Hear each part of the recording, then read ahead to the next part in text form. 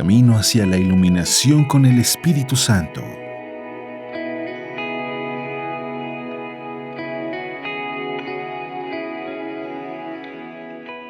Hoy viernes 22 de mayo, el Evangelio según San Juan nos habla cómo Jesús les dice a sus discípulos: les aseguro que ustedes llorarán y se entristecerán, mientras el mundo se alegrará. Ustedes estarán tristes, pero su tristeza se transformará en alegría. Y hemos mencionado cómo Jesús hace la referencia a aquella mujer que va a dar a luz. La mujer se angustia porque ha llegado la hora, pero una vez que ha dado a luz, ya no se acuerda de su angustia y su alegría es inmensa por haber traído un nuevo hombre al mundo. Así también Jesús nos anuncia tristeza, que estaremos tristes cuando Él se va, pero que Él va a regresar y en ese momento de su regreso nos alegraremos y nadie podrá quitarnos la alegría. Qué interesante estas palabras si nosotros hacemos un paralelismo con lo que nos sucede en este momento. Parece que hay muchas sombras, muchos oscuros, muchas tristezas que duelen nuestro corazón al ver a familiares, amigos, conocidos que han perdido la vida por la pandemia, y también la situación dolorosa de todos aquellos que por sus condiciones de enfermedad, incluso del COVID, no están en hospitales, pero están en casa y están absolutamente recluidos sin contacto de sus familiares y amigos, recluidos en las comidas, recluidos en el momento de dormir, de poder tener alguna relación con los demás, con sus familiares y amigos, y se encuentran en total cuarentena, que es una especie de catorcena. Sin embargo, nosotros sabemos que estas personas, todas las personas que se encuentran realmente recluidas, incluyéndonos nosotros, tenemos y llevamos en el corazón un gran sufrimiento. De hecho, al salir a la calle se siente algo especial, no se siente lo mismo, y esto comentaba con uno de los chicos que vienen en las guardias a la oficina. Y decía, no sientes el ambiente, no te das cuenta que se siente una pena, un dolor, un silencio, una tristeza. Me dice, sí, efectivamente. Y cuando sentí que podía venir a mí el COVID y que me podía enfermar, pues esto me hizo meditar muchísimo, me dijo, porque me dio a ver que Jesús quería un encuentro conmigo. Y yo creo que esto es lo que Jesús quiso de sus apóstoles para prepararlos a recibir el Espíritu Santo en Pentecostés. No podemos recibir al Espíritu Santo si no tenemos las condiciones previas de la recepción del Espíritu de Dios. Ya habíamos hablado también de esto, que la condición previa a que el Espíritu Santo viniera como consolador a nosotros fue el sufrimiento sin límites, infinito, tremendo, de Jesucristo en su pasión, muerte y resurrección. Como nosotros sabemos, el proceso de la gestación, embarazo y alumbramiento son utilizados por el Señor Jesús para ejemplificar el camino de la esperanza cristiana. La separación física de Jesús o de nuestros seres queridos, incluso con la muerte en este momento, produce un desencanto, una tristeza pasajera entre los discípulos y seguidores de Jesús y también entre nosotros con respecto a nuestros familiares y amigos. Las experiencias más plenas y significativas de la vida no se logran olvidar fácilmente. ¿Por qué? Porque están mezcladas en el dulce amargo que es el lenguaje de la redención y que tienen por clímax la cruz y el sufrimiento para poder identificarnos con Cristo. Para quienes estamos abiertos al misterio pascual de Jesucristo, nos queda claro que la prueba y el sufrimiento no son la palabra definitiva. Son apenas un momento de confrontación entre nuestra esperanza y las fuerzas del mundo. ¿Por qué son un momento de confrontación? Porque es ahí donde nuestra esperanza animará nuestra fe y esa confianza puesta en Dios nos dará fuerzas para soportar aquello que el mundo considera insoportable, que es la cruz de Cristo. Esto mismo han experimentado muchos místicos y muchos santos. Cuanto más sufren, más capacidad tienen de sufrir. Incluso el mismo Jesús ha dicho sobre los santos en revelaciones privadas que cuando llegan al cielo y se dan cuenta de la magnitud y la grandeza del sufrimiento, querrían regresar para sufrir aún más y tener más gozo en el cielo. Cuando se consigue superar un desafío como estos, entre la esperanza y la desesperanza, entre aquello que ya no tenemos fuerzas, entre ver venir todo oscuro, que no hay manera de salir de ahí, y nos habla el Señor para superar ese desafío.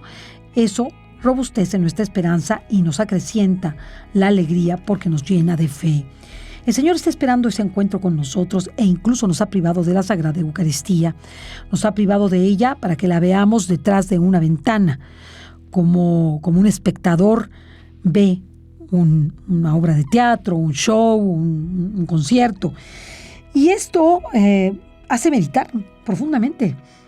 Cuando uno ve las cosas tras bambalinas, o sea, está viendo lo que está sucediendo, pues tiende a profundizar más, a darse cuenta si estuvo bien, si lo hizo mal, si comprendió el papel que estaba haciendo, si no, si como asistente está llegando a la profundidad, si está valorando lo que está viendo y mucho más. Y en el caso de la Eucaristía, el solo hecho de no tenerla, su ausencia, su falta nos da presencia, nos da la presencia de Jesús en nuestro corazón y en el mundo de la fe, para saber que este sacramento vive en nosotros y jamás desaparecerá.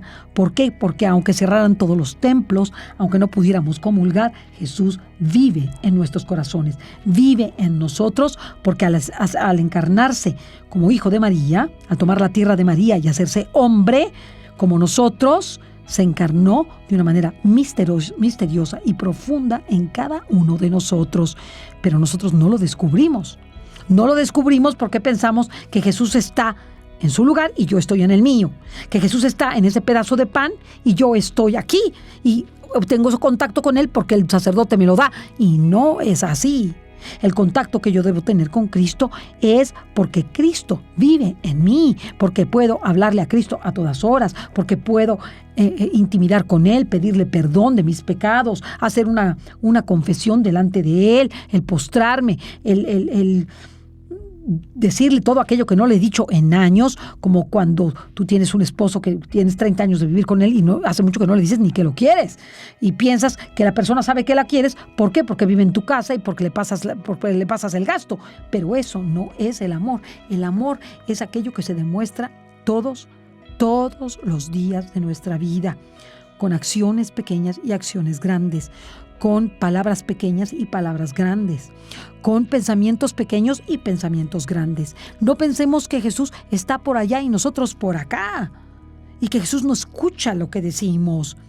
Algunos de nosotros, cuando hablamos de lo que está pasando en este momento, he tenido amigas personales que me han dicho, es que sentí que la Virgen me dijo: mi hijo escucha todo lo que le dices. En una ocasión, en una noche, me encontraba yo muy desconsolada y toda la noche me quejé. Toda la noche, olvídense. O sea, dije todo lo que pude en mi interior. Todo lo que pude, porque era de noche, pues no podía yo hablar en fuerte, ¿verdad? Para despertar a los vecinos. Pero al día siguiente, cuando fui a saludar al Señor, como normalmente lo hago, me dijo: escuché todo lo que me dijiste. Y yo dije: ay, caray.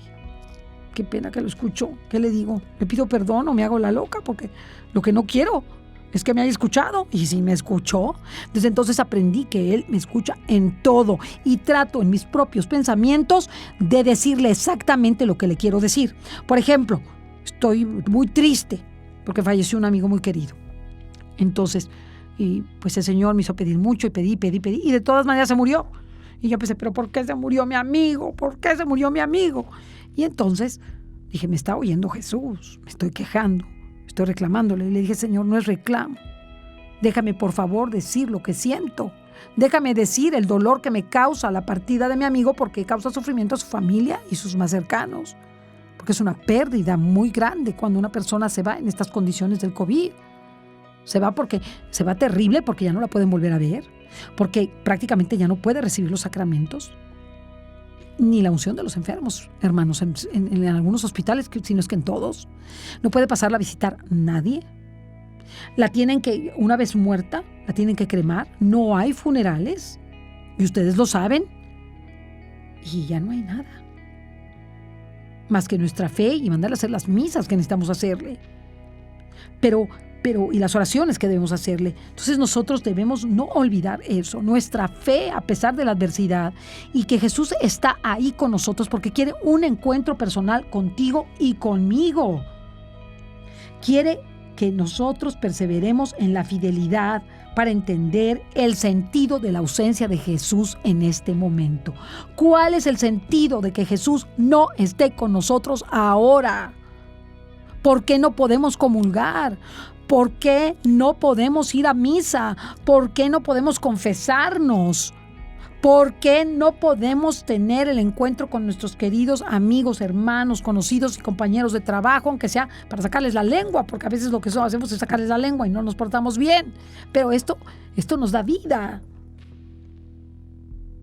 Entonces, hay una razón. El Señor nos tiene que quitar todo. Hasta Él se quita para que nosotros vayamos y lo arranquemos de donde está y lo llevemos a nosotros. Quiero escucharte, Señor. Quiero recibirte, Señor. Este 24 empezaremos estos 7 días para que venga Pentecostés. ¿Cómo me voy a preparar a Pentecostés? ¿Cómo voy a recibir al Espíritu Santo en este dolor que siento? En lo personal siento mucho dolor, hermanos. Yo no sé cómo se sienten ustedes. Yo me siento muy triste. Me siento con mucho dolor en mi corazón. ¿Por qué? Porque veo el sufrimiento a mi alrededor. Veo cuánta gente no sabe ni siquiera cuidarse, sale a las calles sin cubrirse, sigue pensando que no pasa nada y otros piensan que los engañan y que no hay pandemia. Y hermanos, sí hay pandemia. Se los digo, me consta que la hay. Muchos están muriendo y no están contabilizados. Y tenemos nosotros que tomar eso como razón de que nosotros podemos ser los siguientes en morir. Estamos preparados, nos encontramos en un estado de gracia, por lo menos sin pecado mortal, para morirnos esta noche, mañana. Tengo hermanos y amigos que ya, que salieron de sus casas para no regresar. Hermanos, quiero decir cercanos, no hermanos físicos, ¿verdad? De sangre, van a decir, pobre Ceci, ya se le murió su familia, ¿no? Yo simple y sencillamente decirles, hermanos de cercanía, ya no los volví a ver. Entonces nosotros tenemos que meditar qué es lo que quiere Jesús en este momento. Jesús nos escucha. Está atento a escucharnos. Nosotros estemos atentos a escucharlo a Él. Y bajemos la guardia, nuestra cabeza, seamos humildes para aceptar la prueba y la preparación de algo que es el Espíritu Santo, o de alguien que es el Espíritu Santo, y que nos dará sus dones, pero además que nos preparará para lo que viene, hermanos. Así como preparó a los apóstoles de Pentecostés y los preparó para la persecución, los preparó para predicación, los preparó para hacer milagros, los preparó para discernir lo que había dicho Jesús, los preparó para entender las Escrituras, los preparó para convivir con los demás y hacer una comunidad, los preparó para decidir las cuestiones administrativas y normales de su tiempo. Los preparó. Pues ya llegó ese momento de preparación. Ese momento que tú dijiste, quiero ese segundo Pentecostés, aquí está. Aquí lo tienes en tus manos. El Señor quiere que lo aproveches. Quiere que lo aproveches para que en esta perseverancia de tu fidelidad le des el verdadero sentido a la ausencia de Jesús, que ahora más que nunca se encuentra presente en tu corazón. Que Dios te bendiga.